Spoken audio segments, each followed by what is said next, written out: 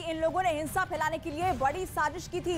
दस्तावेजों के मुताबिक आपको बता दें कि जलालुद्दीन के मकान में 6 और 7 जुलाई को मार्शल आर्ट सिखाने के नाम पर एक ट्रेनिंग कैंप हुआ था और इस कैंप में हथियार चलाने की ट्रेनिंग दी गई थी। बेहद ही खुफिया तरीके से हुए इस ट्रेनिंग कैंप में धार्मिक उन्माद फैलाने और आतंकी गतिविधि की प्लानिंग की बात भी सामने आई है। और सबसे बड़ी बात यह है कि इन गुप्त दस्तावेजों से इस बात का पता चला कि ये लोग 2047 तक भारत को इस्लामिक राष्ट्र बनाने की मुहिम चलाते थे। साथ ही भारत में दो समुदायों के बीच भी तनाव बढ़ाने और देश के खिलाफ माहौल बनाने के लिए दूसरे देशों से भी आह्वान करना उसमें शामिल था।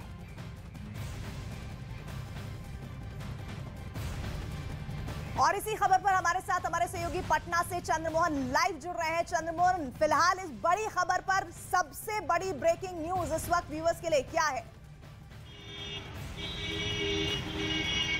बिल्कुल, देखिए, जिन 3 लोगों की गिरफ्तारी हुई है उनसे पूछताछ के बाद 3 और लोगों को हिरासत में लिया गया है जो सब्जी बाग के रहने वाले हैं और उनसे पूछताछ अभी जारी है। वहीं पटना एयरपोर्ट के करीब कॉपर वायर का कवर मिला है और उसकी मिलान की जा रही है कि आखिर ये कॉपर वायर का कवर यहाँ पर कहाँ से आया, तो उसकी भी जांच की जा रही है। पुलिस को शक है कि हो सकता है कि एयरपोर्ट के करीब कोई बड़ा धमाका कराने की साजिश रची जा रही हो, जिसकी जांच की जा रही है। और तीसरी जो सबसे बड़ी बात है वो अतहर के पास से 85 लाख रुपए उसके अकाउंट में मिले हैं जो विदेशों से आए हैं। ऐसे में पुलिस पूरे मामले की जांच कर रही है, एनआईए पूरे मामले की जांच कर रही है और साफ तौर पर यह कहा जा रहा है कि कई ऐसे और लोग हैं जो इसमें गिरफ्तार हो सकते हैं। और साथ ही पीएफआई के जो लोग सदस्य यहां पर बने थे उसमें सबसे अधिक जो है वो सीमांचल इलाके के रहने वाले लोग हैं, तो उन लोगों को भी बुलाकर उन लोगों को हिरासत में लेकर उनसे पूछताछ की जा सकती है।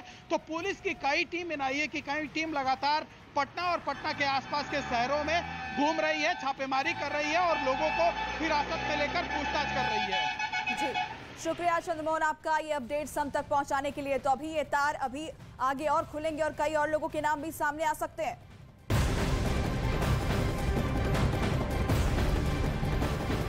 और दोनों गिरफ्तार आरोपियों से पूछताछ में एक और बड़ी जानकारी सामने आ रही है। आपको बता दें कि ये पता चला है कि 6 और 7 जुलाई को जो ट्रेनिंग कैंप हुआ था उसमें बिहार, तमिलनाडु, झारखंड और पश्चिम बंगाल से आए कई लोग शामिल हुए थे और इन सभी को हथियार चलाने की ट्रेनिंग दी गई थी। पुलिस पूछताछ में यह पता चला है कि अतहर के 3 बैंक अकाउंट में अभी भी 83 लाख रुपए मौजूद है और आशंका है कि यह पैसा किसी दूसरे देश से भेजा गया है।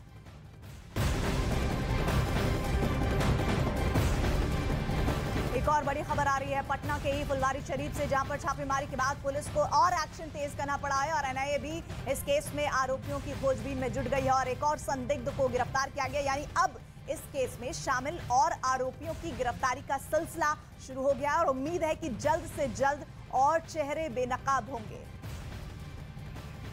तो तस्वीरें आपको हम दिखा रहे हैं पटना की, और ये पटना की वो जगह है जहां पर 2047 तक भारत को इस्लामिक राष्ट्र बनाने की ट्रेनिंग दी जाती थी। कैसे हथियार चलाए जाएं, जिसमें भाला चलाना, तलवार चलाना सिखाया जाता था, जिसमें वीडियोस दिखाए जाते थे। किस तरह से एक शख्स को इस तरह से तैयार किया जाए कि वो भारत को 2047 तक इस्लामिक राष्ट्र बनाने के कदम में मददगार हो, ये पूरी तैयारी यहाँ पटना के इस फुलवारीशरीफ में चल रही थी।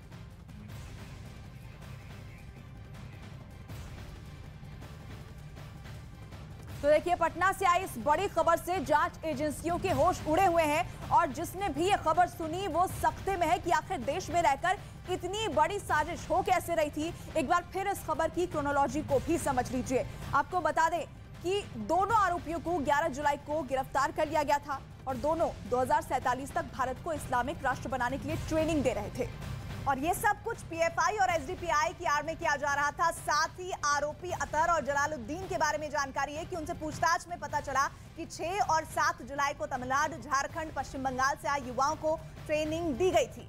जी हाँ, जिसमें लोगों को तलवारें और भाले चलाना सिखाया गया था।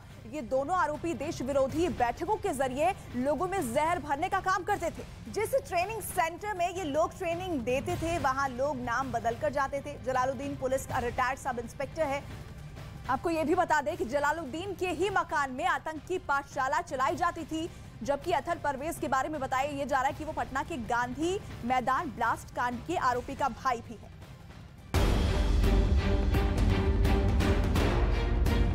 2047 तक हिंदुस्तान को इस्लामिक राष्ट्र बनाने की साजिश। बिहार की राजधानी पटना में हुआ बहुत बड़ा खुलासा। मार्शल आर्ट के नाम पर हिंदुस्तान को दहलाने की साजिश। साजिश बहुत गहरी थी, कुछ भी हो सकता था, क्योंकि 12 जुलाई को देश के प्रधानमंत्री खुद बिहार की राजधानी में आने वाले थे, लेकिन उससे पहले ही सुरक्षा एजेंसियों को अहम कामयाबी हाथ लग गई।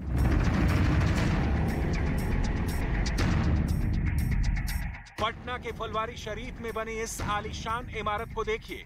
ये झारखंड पुलिस के retired sub inspector Mohammad Jalaluddin की है और यहाँ लोगों की भीड़ इसलिए इकट्ठा हुई है क्योंकि इस बिल्डिंग के मालिक मोहम्मद जलालुद्दीन पर आरोप है कि वो 2047 तक हिंदुस्तान को एक इस्लामिक राष्ट्र बनाने का सपना देख रहा था।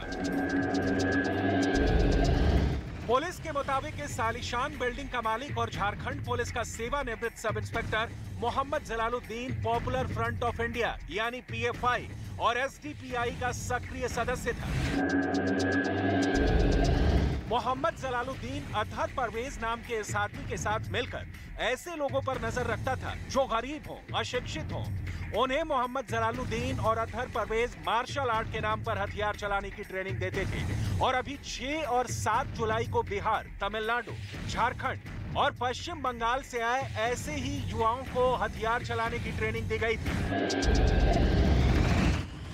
12 जुलाई को प्रधानमंत्री को पटना आना था।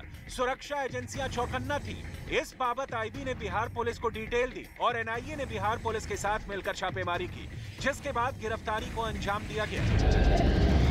ट्रेनिंग में आने वाले किसी भी आदमी की पहचान जाहिर ना हो, इसका भी खास ख्याल रखा गया था, क्योंकि जांच एजेंसियों को यह भी पता चला है कि जलालुद्दीन और अतहर के पास ट्रेनिंग लेने वाले लोग अपना नाम बदल कर आते थे, रहते थे और ट्रेनिंग लेने के बाद अपने ठिकाने पर लौट जाते थे।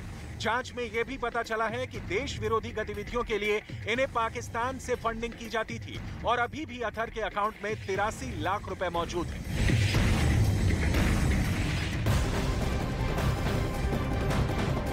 अगली खबर लखनऊ से आ रही है। लखनऊ के लुलु मॉल में नमाज पढ़ने का एक वीडियो वायरल हुआ है और हंगामा इसके बाद मच गया है। हिंदुत्ववादी संगठनों का कहना है कि लुलु मॉल एक सार्वजनिक जगह है और अगर इस तरह से वहां नमाज जारी रही तो हम भी हनुमान चालीसा पढ़ेंगे। वायरल वीडियो में 6 से 7 लोग जमीन पर बैठकर नमाज अदा कर रहे हैं। जब से ये वीडियो वायरल हुआ है, सवाल उठ रहे हैं कि आखिर कोई कैसे मॉल में धार्मिक गतिविधियों में शामिल हो सकता है। और कुछ ये भी जानकारी आ रही है कि अभी थोड़े दिन पहले उत्तर प्रदेश के मुख्यमंत्री योगी आदित्यनाथ ने इस मॉल का उद्घाटन किया था। लुलु मॉल में नमाज पढ़ने को लेकर हिंदुवादी संगठनों ने कड़ा विरोध दर्ज कराया है।